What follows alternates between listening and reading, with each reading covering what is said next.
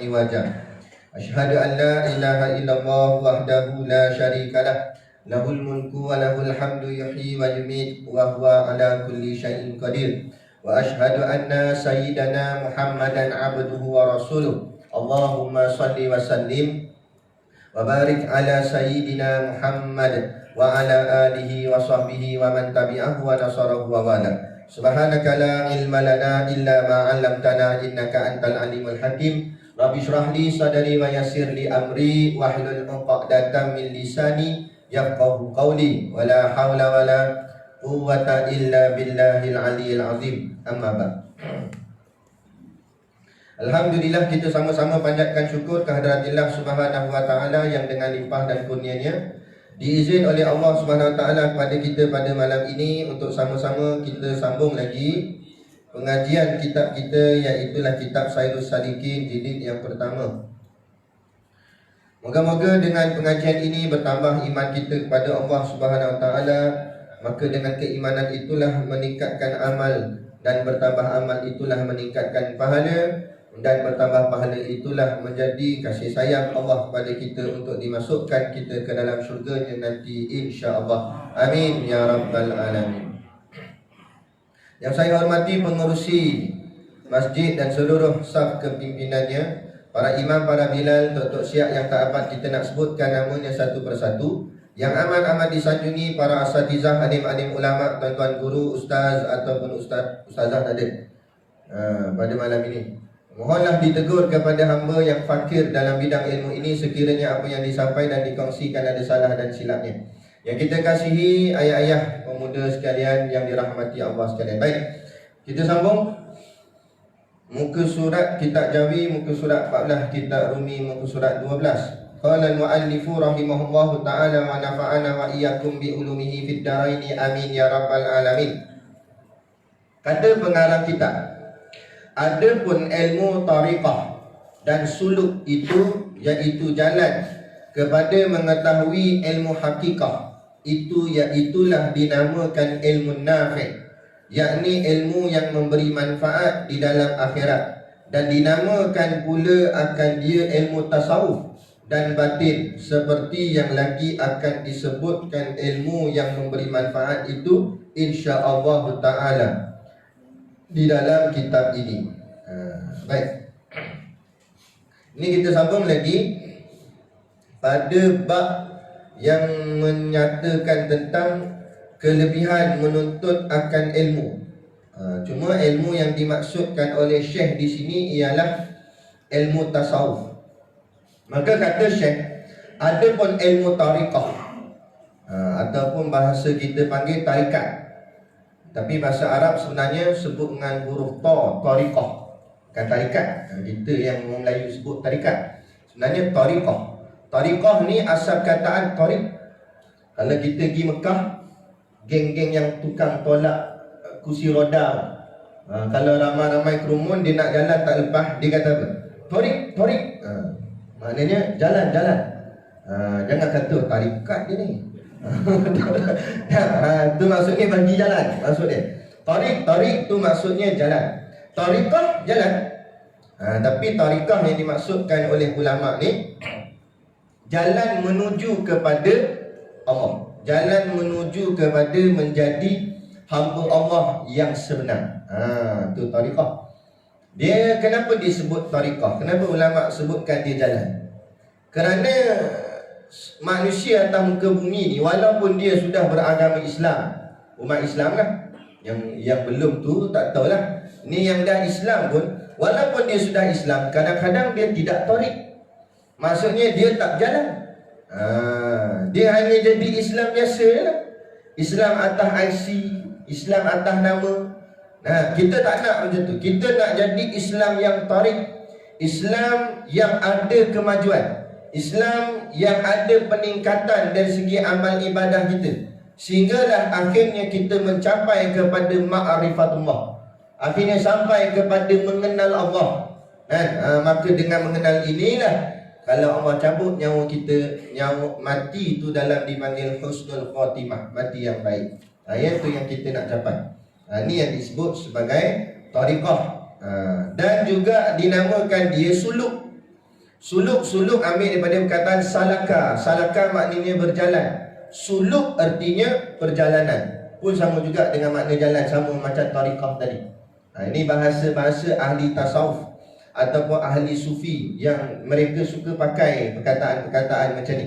Tariqah, suluk dan sebagainya. Kalau orang yang jenis ambil tarikat ni, dia akan ada satu sesi. Tarikat lain saya tak pastilah. Tapi tarikat kami di pondok, tarikat Nasyabandiyah, Nasyabandiyah Khalidiyah. Jadi kadang-kadang sebulan sekali kita ada buat tawajuh di pondok bersama dengan Syekh Sanusi daripada Kedah. Kadang-kadang setahun sekali atau setahun dua kali ada buat pertemuan, dipanggil suluk. Suluk dia tak buat kat pondok, dia buat dekat dia punya zawiyah dia. Ada satu tempat dia, kadang-kadang di Pahang ke mana lah, kadang-kadang dalam hutan sikit, dia macam tempat camp macam tu lah. Duduk sana lebih kurang 10 hari. Dan 10 hari tu tak boleh makan makanan yang berdarah, daging-daging tak boleh. Telefon kena stop terus, tutup terus telefon. Sebab apa? Sebab 10 hari tu nak buat dia punya penyucian jiwa. Macam orang kena COVID lah, dia kena kuarantin 14 hari. Kuarantin dia tu untuk nak bersihkan balik supaya wabak tadi tu mati dan dia boleh keluar dalam keadaan bebas daripada wabak. Itu wabak ni wabak bahagian batin. Wabak apa dia bahagian batin? Wabak riak, wabak ujub, wabak takabur. Wabak ni KKM pun tak boleh bagi sembuh. Kadang KKM pun ada juga wabak ni. Dia tak boleh pakai vaksin apa pun tak jadi. Melainkan ni lah jalan dia, jalan tariqah, jalan suluk. Pergi sana syekh, tok guru, ulama, dia akan train. Di sana tu suluk tu 10 hari tu dia akan ajar kita tentang soal-soal kerohanian, dan dia cucikan jiwa kita, berzikir, beramal ibadat, lupakan sekejap hal-hal keduniaan. Bila keluar tu insya-Allah lah, kan, biasanya kita tengok yang keluar tu dia jadi elok lah, jadi orang yang tawaduk, yang merendah diri dan sebagainya. Dia begitulah. Ini jalan-jalan ahli-ahli tarikat ataupun jalan-jalan kesufian. Inilah nama dia, ilmu tariqah dan suluk. Itu iaitu jalan kepada mengetahui ilmu hakikah. Jalan tariqah dengan jalan suluk ni jalan kepada nak kenal akan ilmu hakikah. Apa tu ilmu hakikah? Hakikah ambil daripada perkataan hak. Hak tu maknanya benar. Ilmu hakikah, ilmu yang sebenar-benar. Sebenar-benar ilmu ialah ilmu tasawuf. Bukan tauhid tak sebenar ilmu lagi, bukan fiqh tu tak sebenar ilmu. Tapi tasawuf ni kata ulama, mentahqiqkan usul, mengheningkan fiqh. Apa maksud dia? Kalau kita hanya mengaji sifat 20 atau mengaji ilmu tauhid atau mengaji ilmu akidah, kita baru hanya menghafal dia punya sifat-sifat Allah tadi tu, baru kita nak fahamkan dalam kepala, tapi belum lagi dijalankan dalam kehidupan. Begitu juga ilmu fiqh. Bila kita mengaji ilmu fiqh, kita baru hanya alim dari segi hukum hakam dalam hal-hal urusan kehidupan kita, hal-hal ibadat dan sebagainya. Tapi bila dua ni kita mengaji saja tanpa mengaji tasawuf, dia masih lagi terdedah kepada bahaya. Bahaya apa dia? Tadi kita sebut. Bahaya sombong, bahaya riak, bahaya takabur, bahaya ujub. Lepas tu kadang-kadang dulu ada kes gaduh pasal ni lah, pasal ilmu tauhid. Geng-geng pondok pegang sifat 20. Geng yang bukan pondok pegang ilmu tauhid 3 serangkai. Itu uluhiyah, rububiyah, asma' wa sifat. Lepas tu gaduh berdebat antara dua kumpulan ni. Yang sifat 20 kata sifat 20 lah jalan sebenar. Yang geng 3 serangkai kata tak, 3 serangkai ni jalan sebenar. Gaduh sampai sudah, bila nak selesai.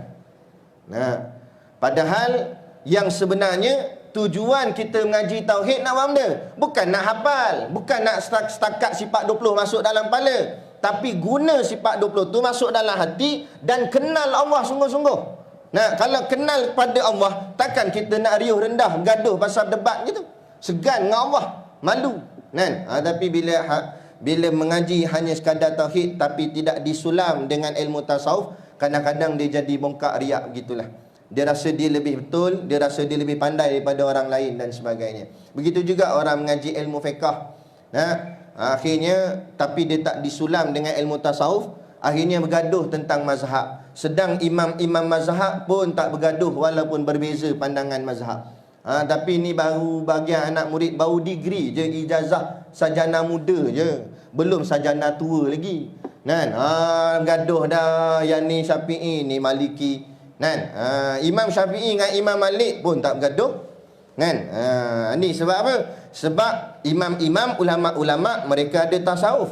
Tapi yang ni tasawuf semakin lama dipinggirkan. Macam saya pernah sebut sebelum ni lah tuan-tuan. Sedar tak sedar tuan-tuan, Barat laknatullah ni, kafir-kafir ni, dia serang kita secara halus. Kita memang sudah merdeka dari sudut kenegaraan, dari sudut ketenteraan. Tapi dipanggil sekarang ni ghazwatul fikr, peperangan fikiran. Dia kacau kita dalam bentuk pemikiran pada hari ini. Yang dia kacaunya ialah ilmu-ilmu agama. Sebab dia tahu orang Islam kuat kerana ada ilmu. Bukan sekadar orang Islam, siapa-siapa pun orang, dia jadi hebat kerana ilmu dia banyak kan. Macam kita lah, kalau tak reti bab-bab kereta, hantar bengkel, memang kena tipu saja ya, ini rosak, ini rosak, padahal tak ada rosak pun. Sebab kita tak reti, cuba kalau reti, mana ada rosak ni, elok lagi. Tak boleh, orang tak boleh nak tipu kita. Sama juga dalam hal-hal agama ni. Jadi dia nak bagi orang Islam ni jahil, jangan alim. Kalau orang Islam ni ada ilmu, payah nak buat, payah nak tipu, payah nak kelentong dia kan. Jadi dia kacau, dia akan rosakkan ilmu yang ada pada orang Islam. Macam mana nak rosakkan ilmu? Pertama sekali, jauhkan ulama dengan orang awam, masyarakat. Jauhkan. Macam mana nak jauhkan ulama?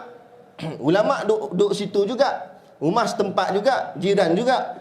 Tapi bukan jauh dari segi kedudukan badan dan sebagainya, tapi jauh dari segi pemikiran. Dia mula fitnah alim-alim ulama, supaya kita pandang pemikiran ulama ni kolot, lambat. Tu. Kalau ikut Tok Guru Haji Hadi, lambatlah nak menang. Tu. Nampak? Dia bawa gitulah. Dia bawa fitnah pada ulama, bahawa ulama ni kuno, lambat, ketinggalan zaman. Padahal ulama itu berpegang pada Quran dan hadis. Soal ketinggalan zaman ke tak ketinggalan ke, ini Quran, ini hadis. Quran relevan setiap masa. Sampai bila-bila Quran relevan. Bukan Quran hanya zaman Nabi di tanah Arab saja kan. Jadi tapi inilah mereka fitnah pada alim ulama. Jadi bila mereka serang ilmu pertama sekali yang mereka serang ialah ilmu tasawuf. Dia ada 3 semua sekali kan, ilmu tauhid, fiqh, tasawuf. Jadi dia akan serang tasawuf dulu. Sebab apa? Sebab tasawuf ni dia ibarat perisai. Tauhid dan fiqh tu dalam, tasawuf ni perisai dia yang menutup ilmu tauhid dan ilmu fiqh. Lepas tu kita kata tadi, ilmu tasawuf itu mentahqiqkan usul, mengheningkan fiqh. Kalau Tok Guru kami buat contoh, ilmu tauhid ibarat makanan, lauk kan. Ilmu fiqh ibarat air, minuman yang sedap, fresh orange ke apa ke. Kemudian ilmu tasawuf itu ialah tudung sajinya. Dialah yang melindungi makanan yang enak dan air yang lazat tadi. Walaupun makanan tu enak dan air tu lazat, tetapi tidak ditutup dengan tudung saji, habis makanan tu akan diserang macam-macam anasi-anasi luar. Kucing ambil sapu, cicak masuk dalam kuah kan. Diingat ni kacang bendi, panjang ni, lupanya ekor cicak. Masuk dalam tu sebab tak tutup, habis lalat lah kali basi, kemudian busuk, berulat. Begitu jugalah kalau hati seseorang itu tidak ditutupi dengan ilmu tasawuf, lama-lama hatinya akan jadi busuk, kotor dan sebagainya. Mulalah bersangka buruk dengan orang, mencaci orang, maki orang dan sebagainya. Dan kita kena ingat, Ancaman-ancaman dalam hati ni bukan hanya terkena kepada golongan-golongan maksiat, malah lebih-lebih lagi golongan taat. Kadang-kadang ahli maksiat tak kena. Ahli maksiat, ya memang dia jahat dengan minum araknya, berzina, main judi, tikam nombor ekor apa sebagainya. Tapi jarang ahli minum arak tu ada riak dalam hati. Jarang. Nah, ada apa nama, bongkak sombong tu mungkinlah. Nah, tapi bab lain. Tetapi kalau golongan taat, golongan masjid surau, senang kena penyakit ni. Lagi-lagi bila dia dah mula berhijrah, dia nampak diri dia dah koi baik, menjadi lebih baik. Kemudian dia pandang orang lain yang tak baik, dia merasa diri dia lebih baik daripada orang lain. Inilah yang sangat-sangat bahaya. Kita ingat kita baik dah, rupanya dalam baik ada jahat. Bab kata guru kami, ingat, dalam padi ada lalang, dalam lalang tak ada padi, dia kata. Dalam padi ada lalang. Kita tanam padi, kadang-kadang lalang naik, betul tak? Tapi mana ada orang tanam lalang ada? Ni kebun apa ni? Ni kebun lalang namanya. Mana ada tanam lalang? Lalang tu dia naik sendiri. Maknanya dalam buat benda baik akan datang benda jahat. Tapi dalam buat benda jahat tak datang benda baik. Ada orang tikam nombor ekor kata, tikam nombor ekor insya-Allah kena ni, insya-Allah. Ada insya-Allah. Nampak? Ada. Tak kena, astagfirullah. Sebab tak kena, cuba kena. Nampak? Mana ada? Dalam buat benda jahat tak ada benda baik dalam dia. Tapi dalam buat benda baik, hati-hati, dalamnya akan terkena benda jahat. Itulah ilmu tasawuf. Sebab itulah ulama kata inilah ilmu yang sebenar-benarnya, yang nak menyelamatkan kita. Tauhid kita betul dah, kemah dah, akidah kita tak lari dah, tak songsang dah, tak ikut ayah pin dah. Kita ikut apa nama, bertuhankan Allah dengan sebenar-benarnya dah. Tak apa dah, mantap dah akidah. Fiqah pun kita buat elok dah, semayang kita elok dah, hukum hakam pun boleh lah, tak adalah sampai alim macam mufti. Tapi retilah perkara-perkara agama ni, hal-hal ibadat. Tiba-tiba tak sulam dengan tasawuf, hati jadi sombong. Bila hati jadi sombong, haba'an mansura, kata Allah. Segala pahala amal ibadatmu jadi debu yang berterbangan. Tak rugi situ. Serban saja besar kuali serban. Nampak, jangan awak main. Pegang tongkat tu. Tasbih ni besar-besar biji guli tasbih. Hebat. Tapi dalam hati merasa diri lebih baik daripada orang, habis. Amalan semua jadi debu yang berterbangan. Balik jumpa Allah, ingatkan kaya dengan pahala, lah kali tak ada. Kan? Wa amma man khaffat mawazinuhu fa ummuhu hawiyah. Dia balik melihat timbangan amal baiknya sangat-sangat ringan, sebab semuanya jadi debu ringan. Maka kata Allah, fa ummuhu hawiyah, maka tempat kembalinya adalah neraka hawiyah. Allahu akbar. Na'udzubillah min zalik. Itu penting ilmu tasawuf. Sebab tu Syekh kita ni, pengarang kitab kita ni sangat menekankan akan ilmu tasawuf. Sebab tu dia namakan di sini ilmu hakikah, ilmu yang sebenar-benarnya. Kata Imam Malik, man tasawwafa wa lam tafaqqaha faqad tazandaqa. Barang siapa yang mengaji tasawuf tetapi tak mengaji fiqh, maka dia orang zindik. Zindik ni hampir kepada kafir. Dia dipanggil orang zindik ni orang sesat. Macam mana sesat? Dia konon-konon tasawuf kuat sangat lah. Dengan tasbih tak lepas. Dengan tasbih. Tapi tak semayang. Dia kata tak payah semayang lah, sebab kiblat duduk dalam hati kita dah. Nampak? Ada yang sampai kata Allah bersatu dengan dia dan sebagainya. Ayat ni yang disebut sebagai zindik. Dia dah tolak syariat. Perkara-perkara syariat, hukum hakam dalam agama dia tolak tepi. Yang dia ni konon-konon dah makam tinggi. Konon-kononnya dah orang cakap apa jadi para wali dah. Dia bukan para wali, tu para kuali nama dia. Kan? Inilah yang disebut oleh Imam Malik tazandaqa. Mereka menjadi orang zindik. Kemudian kata Imam Malik lagi, wa man tafaqqaha wa lam tasawwafa faqad tafassaqa. Dan siapa yang mengaji ilmu fiqh tetapi tak mengaji tasawuf.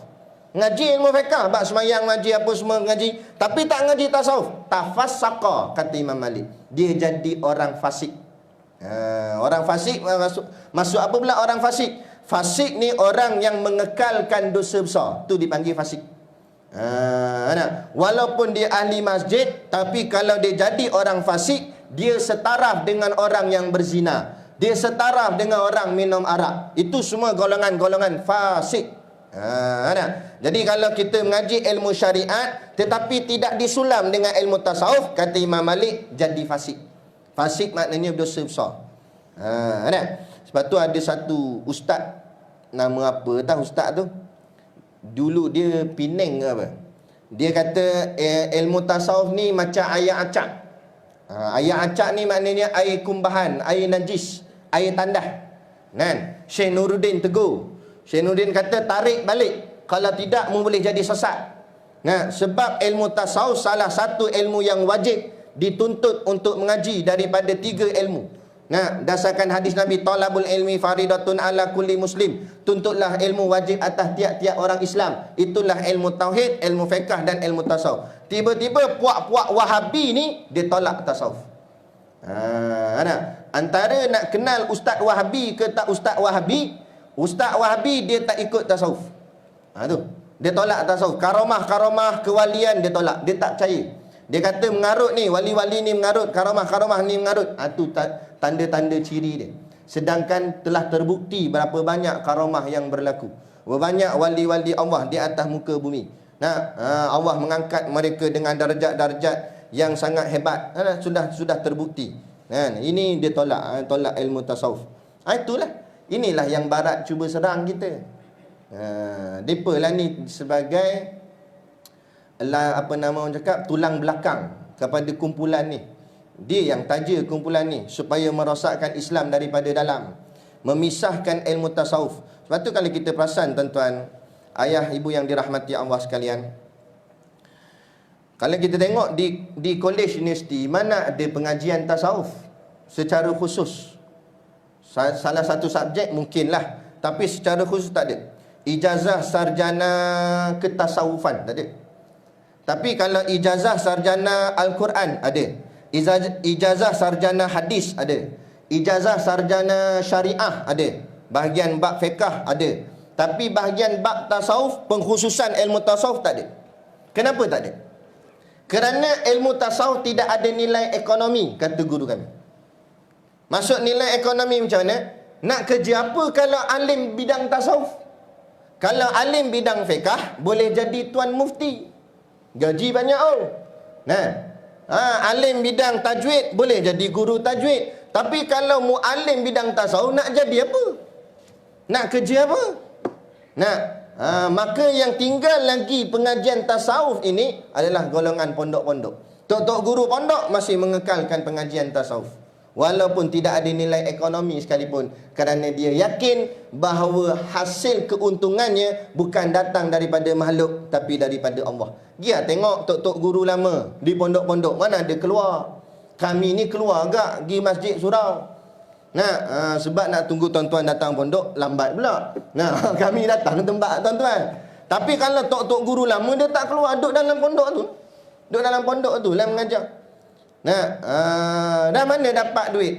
Dia tak bukan kira tu. Tapi Allah jamin rezeki dia. Ada je orang hantar berah lah, hantar ayam lah, apalah, ada je bahagian makan. Sebab Allah jamin dia. Kan? Tu je. Inilah ilmu tasawuf yang semakin ketandusan, semakin kekurangan, semakin pupus, semakin hilang. Harap-harap kita semua dapat mempertahankan ilmu inilah. Kerana ilmu inilah disebut oleh Syekh sebagai ilmu hakikah. Ilmu yang sebenar-benarnya. Itulah dinamakan ilmu nafi'. Apa makna ilmu nafi'? An-nafi' artinya yang bermanfaat, yakni ilmu yang memberi manfaat, dia kata, di dalam akhirat. Yang dimaksudkan manfaat ialah bukan manfaat dunia, tapi manfaat akhirat. Kita banyak cari manfaat dunia. Kalau buat ni dapat apa hasil? Boleh projek tak? Itu bahagian kita dunia. Tapi ilmu tasawuf, dia tujuan kita mengaji ni bukan nak cari manfaat dunia, tapi nak mencari manfaat akhirat. Apa makna manfaat akhirat? Iaitu dengan ilmu tadilah menyelamatkan dirinya daripada dibakar di dalam api neraka. Nah, dan diselamatkan Allah, dimasukkan Allah ke dalam syurga. Itulah sebenar-benar perkara ataupun ilmu yang sebenar-benarnya memberi manfaat. Kalau mengaji tauhid saja belum tentu manfaat lagi. Sebab itulah bila kita cek balik tuan-tuan, kadang-kadang kita pelik tak? Golongan agamawan, Quran hadis dalam kepala, tapi tak bersama dengan jemaah Islam, tak bersama dengan perjuangan parti Islam. Sebab apa jadi begitu? Padahal kalau ikut logiknya, dia kan Quran banyak dalam kepala, hadis kan banyak dalam kepala, kitab-kitab berapa jilid bawa balik daripada Mesir, kan? Tapi asal jadi begitu? Ini kerana hati tidak dicuci dengan tasawuf. Akhirnya hati itu berkeladak dengan hal-hal keduniaan, sehinggakan hatinya berjuang bukan kerana Allah, tapi berjuang kerana pangkat dan jawatan. Ada ustaz yang jenis minta duit. Kuliah ni dia minta duit. Ada satu ustaz tu, ini AJK masjid sendiri yang cerita dengan saya. Tanya dia nak jemput dia. Tapi dia tak pakai diri dia pakai PA. Dia main PA. Jadi PA dia kata, AJK tanya berapa bayar ustaz? Terpulang lah. Sekali dengar memang bagus. Terpulang, bagus ustaz ni. Walaupun famous, terpulang. Memang. Jadi akhirnya meeting-meeting, mesyuarat, bincang-bincang nak bagi ke ustaz tu 2,000. Sebab ustaz ni top, kan? Kalau dia ceramah tu kerak ramai jugalah. Jadi nak bagi 2,000. Jadi telefon balik kata, AJK kami bincang-bincang kata nak bagi kat ustaz 2,000 lah. Tiba-tiba PA senyap lama sikit, dia kata boleh tak up lagi. Tadi kata terpulang. Nampak? Ni halus mainan dia. Tuan-tuan, ayah ibu yang dirahmati Allah sekalian, cuba kita tanya balik diri kita masing-masing. Nabi berjuang sampai patah gigi baginda yang mulia, ada tak dapat 2-3 ribu? Dapat upah tak? Tu Nabi dah, kita dengan Nabi siapa? Layak kita nak sampai minta orang bagi tu sagu hati, rezeki je lah. Ni sampai meminta. La ilaha illallah. Bila kita tanya golongan gini, saya jumpa, saya kenal lah. Kita tanya, ustaz kenapa ustaz minta? Dia boleh jawab mana? Dia kata, ustaz tak apalah, ngaji pondok Batu Ampar je, dekat je. Saya ni ngaji Mesir ustaz. Ngaji Mesir jauh. Tiket kapal terbang saja berapa dia? Berapa duit dah? Pergi balik apa semua, berapa tahun duduk sana. Jadi nak cover balik lah. Nak cover balik dia kata. Saya kata, ustaz, kalau ustaz tahu ustaz tak ada duit, pergi ngaji jauh tu buat apa? Nampak? Dah tahu kita jenis tak ada duit, padahal berlambak lagi pengajian dalam negara kita. Kalau orang jenis mampu silakan. Dah dia mampu. Ni kita dah tak mampu. Lah kali minta-minta orang pula, menyusahkan orang lain dan sebagainya. Padahal berlambak lagi orang orang Islam yang susah, yang sangat-sangat memerlukan. Bukan sangkat kita je, kan? Tapi inilah akhirnya jadi, bukan kerana Allah dah, tapi kerana jawatan, kerana pangkat, kerana nak orang muliakan dia, kerana orang nak orang cium tangan dia, dah orang sanjung-sanjung dia dah habislah. Lepas tu Saidina Umar antara sahabat Nabi yang sangat takut pada pujian. Dia takut pada pujian. Sebab bila orang puji kita ni mula kembang habis, terkoyakkan pelikat, kan? Habis, jaga-jaga. Inilah dia tasawuf. Jadi ini disebut sebagai ilmu nafi', yakni ilmu yang memberi manfaat di dalam akhirat, yang akan selamatkan kita dalam masalah akhirat. Dunia tak apalah, berlebih kurang sudah, tapi masalah kita akhirat nanti. Sebab dunia ni kalau kita sengsara pun tuan-tuan, bukan lama sangat, betul tak? Pejam celik, pejam tak celik-celik. Habis dah, game over. Selesai dah lah. Tapi main dengan akhirat, pejam celik, tak pejam-pejam dah. Kalau celik kita dalam neraka lah jawabnya. Celik dalam syurga, alhamdulillah. Dia takut. Jadi mana yang lebih patutnya kita sungguh-sungguhkan? banding dunia dan akhirat. Bukanlah sampai tinggal dunia dak, tapi janganlah sampai musibuk dengan dunia tanpa menghiraukan akhirat. Dan dinamakan pula akan dia ilmu tasawuf. Maka ulama menamakan ilmu yang bermanfaat ini dengan panggilan ilmu tasawuf. Tasawuf ni banyaklah ulama buat kajian asal perkataan dia. Ada yang kata asal perkataannya soft. Soft ni maksudnya orang yang selalu berada di saf yang pertama. Sama ada semayang ataupun dalam perang. Mereka golongan-golongan ni dipanggil sebagai ahli sufi. Ahli sufi di zaman Nabi, mereka duduk di belakang masjid Nabi. Kalau hari ni kita pergi Masjid Nabawi, kita masuk pintu depan tu kan ada raudah kan, kapet warna hijau. Sebelah tu makam Nabi. Pergi belah belakang makam Nabi tu. Belah belakang makam Nabi tu dia macam ada satu stage. Dia angkat tinggi sikit. Situlah tempat-tempat golongan ahli sufah nama dia. Golongan ahli sufah ni dia akan tinggal dekat belakang tu. Sebab mereka ni orang susah. Dia tak ada rumah, makannya pun ala kadar. Kalau ada makan, baru makan. Tak ada makan, puasa belapar perut, letak batu kat perut. Nah, ini golongan ahli sufah. Golongan yang sangat dikasihi oleh baginda Nabi SAW. Inilah, daripada mereka inilah maka lahir golongan-golongan sufiah. Nah, mereka ni walaupun hidupnya susah, perutnya ikat dengan batu, tapi bila dipanggil seruan jihad, mereka orang yang duduk paling depan sekali. Sebab apa? Sebab mereka nak mati dulu. Sebab apa? Sebab hatinya sudah tidak ada kecintaan terhadap dunia, tapi hatinya cinta pada akhirat. Itu. Itu golongan-golongan sufi lah. Sebab tu daripada mereka ni lah sampai ke hari ni adalah beberapa golongan-golongan ulama-ulama yang sufi, yang cita-cita mereka bukan kerana keduniaan, tapi semuanya adalah kerana kepada akhirat. Dan batin seperti yang lagi akan disebutkan ilmu yang memberi manfaat itu insya-Allah taala di dalam kitab ini. Kemudian kata Syekh, nanti dia akan terangkan lebih dalam apa tu ilmu yang memberi manfaat nanti di dalam kitab ini. Kemudian sambung lagi, dan kata al-arif billah. Al-arif billah ni maknanya gelaran wali. Kalau ada nama orang al-arif billah, itu maksudnya wali. Sebab al-arif billah ni orang yang benar-benar sungguh-sungguh kenal Allah. Bukan kenal biasa-biasa, kenal sungguh, takut sungguh. Azan dulu. Tu tung-tung bunyi dah. Azan dulu. Sambung sikit. Baik. Dan kata Al-Arif Billah Said Abdullah bin Alwi Al-Haddad rahimahullahu ta'ala di dalam kitabnya yang bernama Al-Fusulul Al-Ilmiyah Wal-Usulul Hukmiyah. Dia kata apa? Panjang pula dia kata ni. Bunyi dah teng-teng dah tu.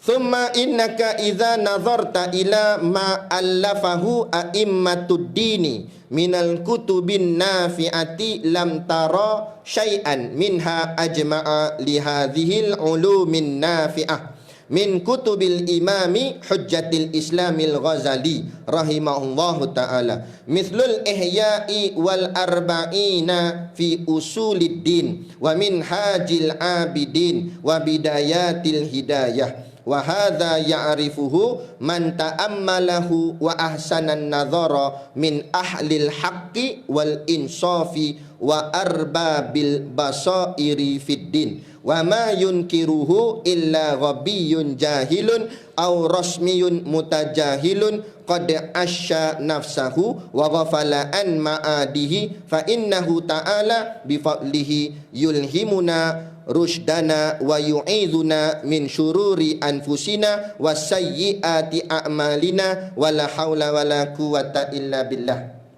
Artinya, kemudian daripada itu bahawasanya apabila engkau tilik kepada barang yang dikarang oleh a'immatud din, imam kepada agama, yakni ulama ahli sufi, pencapaian ilmu tertinggi bukan pada sisi tauhid atau fiqh, tapi pada sisi tasawuf. Kalau orang dia hanya mengaji tauhid atau fiqh saja, maknanya belum habis. Dia kena mesti capai sampai kepada ilmu tasawuf, barulah boleh dikatakan sebagai ulama yang paling tinggi. Jadi ulama ahli sufi nama dia, iaitu daripada segala kitab yang memberi manfaat pada agama di dalam akhirat. Nescaya tiada engkau lihat akan suatu daripadanya yang terlebih menghimpunkan bagi segala ilmu yang memberi manfaat itu daripada segala kitab Imam Hujjatul Islam Al-Imamul Ghazali rahimahullah ta'ala. Dalam sisi kita, masyarakat kita di Malaysia lah khususnya, terkenal imam tasawuf yang antara yang terbesar atau yang menjadi kepimpinan tinggi, iaitulah Imam Al-Ghazali. Tapi kalau menjadi aliran atau pegangan kita, guru besar kita dalam ilmu tasawuf ialah Syekh Junaid Al-Baghdadi. Kerana Syekh Junaid Al-Baghdadi ni guru pada Imam Ghazali.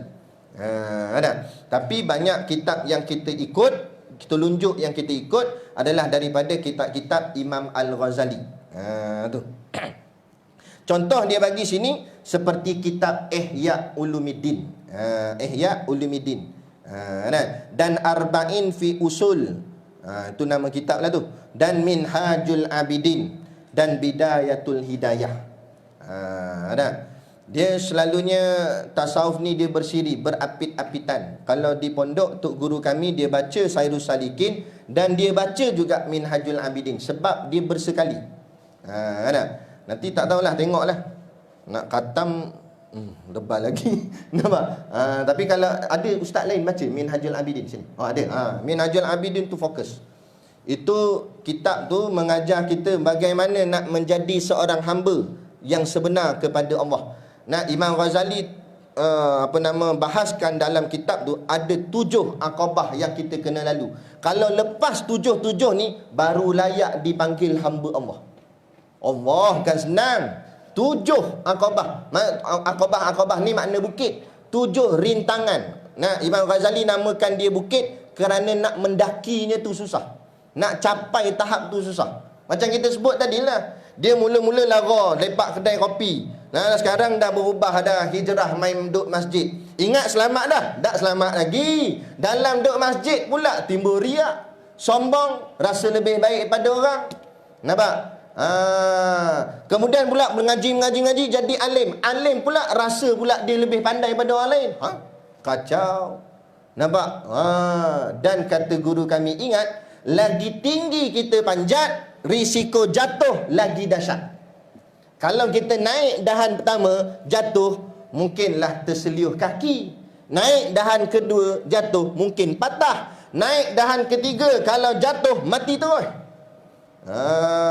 Sebab tu Allah uji orang yang makamnya sudah tinggi sampai tahap wali. Kalau gagal dengan ujian dia, jadi kafir terus. Dalam kitab Jauharul Mauhub, apa nama wali tu? Basisah. Nampak? Basisah, cerita Basisah. Tok wali dalam kitab Jauharul Mauhub cerita, Basisah ni tak payah cerita dia, anak murid dia saja boleh terbang. Tok guru, nampak? Macam roket terus lah. Dah anak murid boleh terbang. Makna hebat sungguh, wali besar sungguh. Tapi gagal dengan ujian Allah, akhirnya mati dalam kafir. Maknanya lagi tinggi kedudukan kita, lagi besar ujian dan lagi besar risiko. Lepas tu kita kata pula, kalau macam tu jangan tinggi-tinggi sangat lah Ustaz. Tu yang saya pakai kat surah pendek kadang-kadang dia kata, supaya jangan tinggi sangat. Nampak? Kalau rendah pula, takut susah nak masuk syurga. Dia makam-makam tinggi lah orang paling awal boleh masuk syurga. Duduk bawah-bawah ni payah, lambat. Kalau boleh masuk, kalau tak boleh masuk pula, nanya. Nak tak nak kita kena duduk kat makam atas. Tetapi bila ingat kita berada di atas, makin naik kita, makin berhati-hati tempat kita pijak. Macam tu lah. Berhati-hati nak cakap dan sebagainya. Tengok macam orang jahil dalam ilmu agama. Sembang kedai kopi, macam mufti sembang. Nampak? Mengalahkan ulama sembang. Ni tak apa ni, hukum ni boleh pula ke? Pandai dia je. Sebab dia tak erti lagi. Tapi tengok orang alim, cakap hati-hati. Ada satu orang tok guru tu, orang tanya soalan dia tak jawab terus. Dia kata, nanti saya balik rujuk kitab dulu baru saya jawab. Padahal soalan kadang-kadang mudah-mudah je, tapi hati-hatinya dalam nak menjawab satu-satu perbincangan. satu-satu persoalan. Imam Syafi'i lagi dahsyat. Naik atas unta, orang tanya dia, berapa kaki unta ni? Dia pun turun daripada unta, dia kira 1, 2, 3, 4. 4 dia jawab. Padahal duduk atas tu tahu dah ada 4 kaki dah.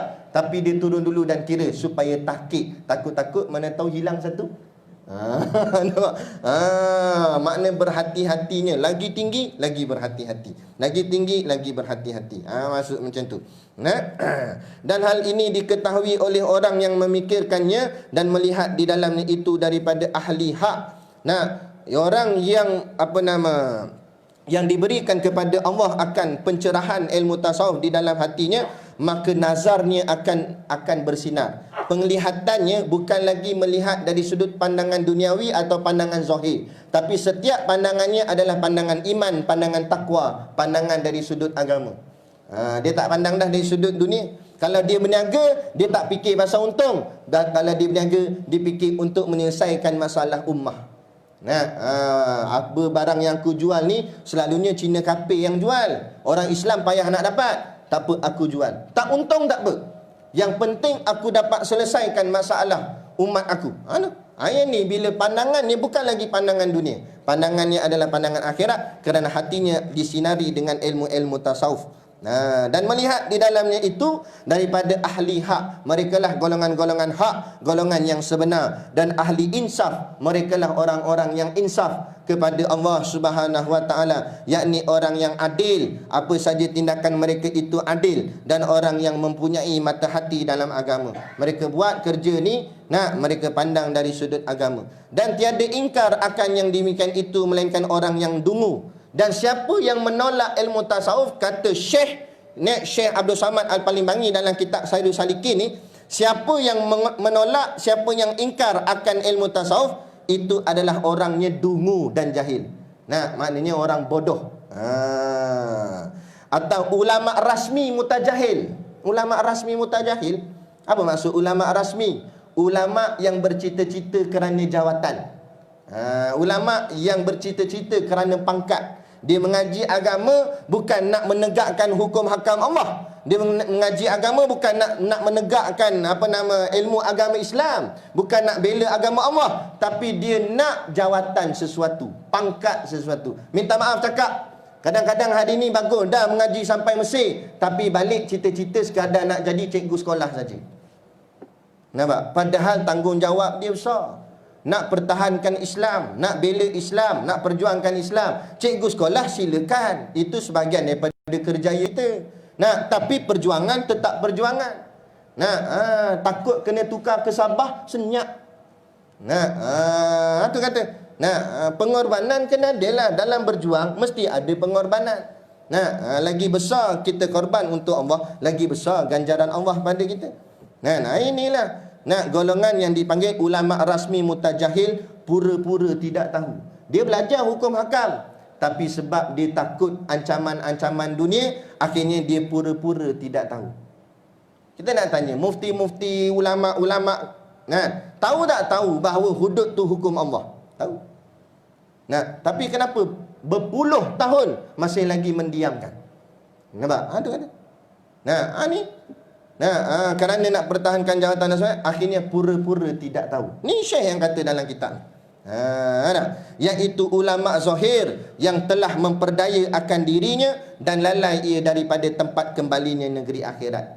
Ulama yang dari segi zahirnya saja, batinnya tidak ada, kata Syekh. Iaitu ulama yang terpedaya dirinya, lalai dirinya daripada tempat kembalinya atau matlamatnya, iaitu akhirat. Dia tak nampak dah matlamat di akhirat, tapi dia nampak matlamat di matlamat dunia.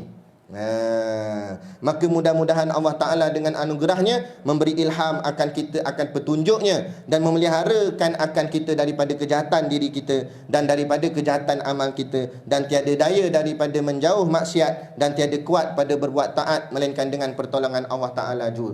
Kita berhenti kat sini sebab bunyi dah tadi. Cuma saya minta sikit masa lagi. Ada satu kisah sebagai kesimpulan ataupun penutup kuliah kita pada malam ni. Ada satu orang ni, dia ulama, tok guru, alim hebat. Kemudian dilantik oleh sultan sebagai penasihat agama. Ni bukan cerita di sinilah, ni tak tahu tempat mana, tak tahu. Nah, cerita ni kita ambil teladan saja. Jadilah dia penasihat sultan, penasihat kerajaan. Nah, setelah berlalulah puluhan bulan dan sebagainya, akhirnya tiba-tiba sultan memanggil dia. Hai ulama, mari sini. Boleh tak kamu ajarkan kepada aku 3 perkara? Tolong jawab soalan 3 soalan. Ulama seorang yang alim, bersiap sedialah dia. Dia kata tak apalah, tanyalah. Maka kata sultan, aku nak tahu apa itu dunia, apa itu akhirat dan apa itu iman. 3 soalan je. Pertama, apa itu dunia? Yang kedua, apa itu akhirat? Dan yang ketiga, apa itu iman? Tetapi dengan syarat, aku nak jawapan itu ringkas dan aku faham. Jawapan dia mesti pendek dan sultan mesti faham. Yang ni yang jadi masalah bagi ulama ni. Dia memang boleh jawab, tapi dia akan jawab panjang lebar, syarahannya panjang. Kalau sultan nak jawapan pendek, takut nanti tak faham. Kalau nak faham, ghalibnya mesti panjang syarahannya, barulah faham. Tapi sultan tak nak. Sultan nak jawapan pendek dan dia faham. Oh, pening. Akhirnya pening, dia tak boleh jawab. Lama setelah berlalunya sehari, sultan panggil sekali lagi. Hei ulama, dah sehari dah aku bagi ni, kamu tak boleh jawab lagi. Tak apalah begini, aku bagi tempoh lagi seminggu. Nah, kalau lepas seminggu ni kamu masih lagi tak boleh jawab soalan aku ini, maka segala pangkat jawatan gaji yang aku beri pada kamu, aku ambil balik. Segala subsidi pun semua ambil balik. Reba ambil balik, kereta ambil balik, rumah ambil balik. Habis, pangkat-pangkat semua ambil balik. Nah, akhirnya ulama ni keluar daripada istana, pergi cari ulama-ulama yang lain untuk bincang sama-sama macam mana nak jawab soalan ni. Bincang habis, ulama lah dia jumpa. Semua ulama jawab panjang-panjang jawapan dia. Nah, ulama kata mana boleh jawab pendek-pendek, nanti tak faham. Kena jawab panjang tak? Kata ulama diraja ni, dia kata tak boleh. Sultan nak jawapan pendek je, jawapan panjang tak boleh. Nah, akhirnya tak boleh agak terima. Pening. Sampailah hari yang terakhir. Termenung dia mikir, habislah kereta aku Alphard tu. Kena ambil balik, pangkat kena ambil balik. Gaji ribu-ribu tak dapat dah lah. Jadi baliklah, ustaz biasa mengajarlah kat Masjid Al-Ihsan. Nak dapat sampul gitu je lah. Nampak? Nak jadi ustaz biasalah balik. Nak. Dia pun pening. Akhirnya dia duduk di bawah satu pohon pokok, termenung di situ. Berdekatan dengan situ ada satu kebun. Ada seorang pakcik sedang mengusahakan kebun dia.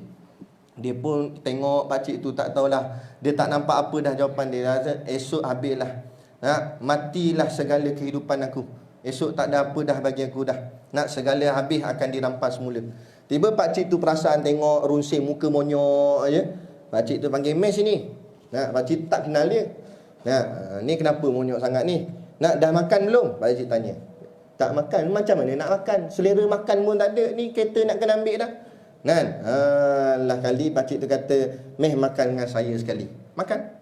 Jadi dalam tengah-tengah makan tu, dia kata, "Pakcik, saya pun tak tahu nak tanya siapa dah. Tak kira lah siapa pun saya jumpa, saya nak tanyalah. Mana tahu dapat jawapan ke. Dengan pakcik pun saya nak tanyalah. Tak apalah, tukang kebun pun tukang kebun lah.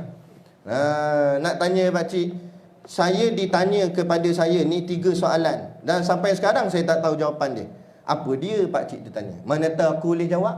Tak apalah. Dia pun kata, yang pertama, soalan pertama, apa tu dunia? Soalan kedua, apa tu akhirat? Dan soalan ketiga, apa tu iman? Pakcik tu sambil makan ulam, Allah kacang kan payah mana soalan, tanya dunia. Dia kata makna dunia ialah apa-apa saja yang kamu akan tinggalkan, itulah dunia. Nampak jawapan dia pendek dan mudah faham. Betul lah.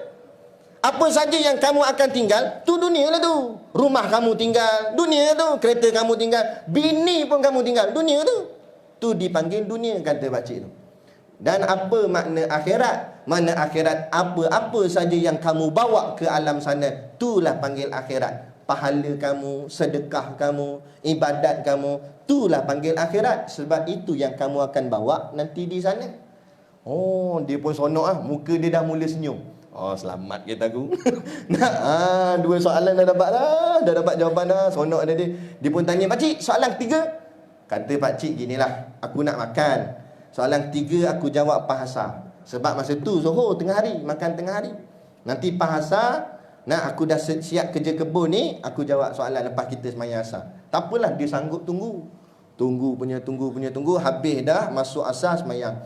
Habis semayang, baru bagi salam, Assalamualaikum, lompat tu, pakcik, soalan ketiga. Nak selamatkan dia ni. Apa jawapan ketiga tu? Iman. Apa makna iman? Pakcik tu gini, kebetulan dekat dengan kebun tu ada beberapa ekor anjing yang pakcik ni. Jadi anjing ni tengah makan sisa-sisa makanan yang depa makan tengah hari tadi.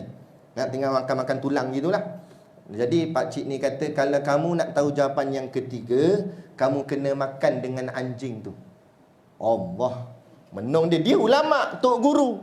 Nampak? Kalau kita tok guru mungkin dah lompat dah. Nampak? Dia ulama. Dia mikir, anjing ni najis mughalazah, berat ni. Kalau aku makan dengan dia, makan dengan najis ni, berat ni. Berat sungguh ni. Tapi kalau aku tak makan, mampu jawatan aku kena ambil, kereta kena ambil. Tak boleh jadi ni. Last kali dia berlari ke arah anjing tu dan nak makan tulang tu dengan anjing. Belum sempat dia kekah tulang tu, pakcik tu datang tarik koleh dia ke atas. Lantas pakcik tu kata, inilah dia iman. Orang kalau ada iman, dia sanggup hilang keduniaannya kerana menyelamatkan iman dia. Tapi kalau orang yang tak ada iman, dia sanggup hilang iman dia kerana nak selamatkan dunia dia.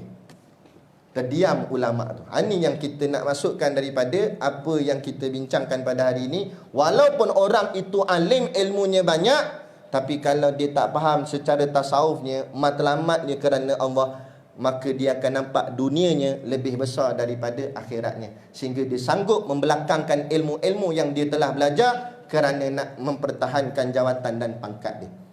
Jadi moga-moga kita tak jadi orang seperti itulah. Jadilah kita macam pakcik kebun tadi tu. Kebun pun kebun lah. Jadi cukup sekadar tu dulu pada malam ini. Dan moga-moga insya-Allah kita bertemu lagi pada kuliah yang akan datang. Dan macam biasa di luar sana ada sedikit produk perniagaan untuk menampung sekolah pondok dan juga tahfiz kami. Jadi pakat-pakatlah membeli sambil menderma untuk membantu perjuangan sekolah Ustaz Siddiq Noor, supaya kami dapat melahirkan pelapis-pelapis ulama pada masa-masa akan datang, khususnya di negeri kita Perak dan umumnya di seluruh negara dan seluruh dunia insya-Allah. Jadi sekadar tu, wabillahi taufik wal hidayah. Wassalamualaikum warahmatullahi wabarakatuh. A'udzu billahi minasyaitonir rajim. Bismillahirrahmanirrahim. Alhamdulillahi rabbil alamin, wassalatu wassalamu ala asyrafil anbiya'i wal mursalin sayyidina Muhammad wa ala alihi washabihi ajmain. Allahumma taqabbal minna salatana wa du'aana innaka antas samiul alim wa tub alaina innaka antat tawwabur rahim. Allahumma ja'al dinana dinan nabi Muhammadin sallallahu alaihi wasallam wa islamana islamal muslimin wa imanana imanal mu'minin wa salatana salatal khashiin wa a'malana a'malas solihin wa niyatana niyatal mukhlisin wa dhunubana ya Allah dhunubal mustaghfirin wa hayatana hayatal ulama wa mautana bimauti syuhada wa dikinal jannata ma'al anbiya'i alaihimus salatu wassalam. Rabbana atina fid dunya hasanah wa fil akhirati hasanah wa qina adzaban nar wa qina adzaban nar wa qina adzaban nar. Wa sallallahu ala khairi khalqihi sayyidina Muhammad wa ala alihi wa wasallam. Subhana rabbika rabbil izzati amma yasifun, salamun alal mursalin walhamdulillahi rabbil alamin. Amin ya rabbal alamin. Taqabbalallahu minna wa minkum. Takbir.